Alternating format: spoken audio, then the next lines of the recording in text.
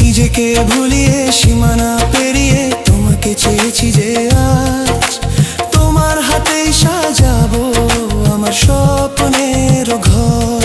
আমি তোমার প্রেমে পড়ে দুনিয়া ভুলে গেছি।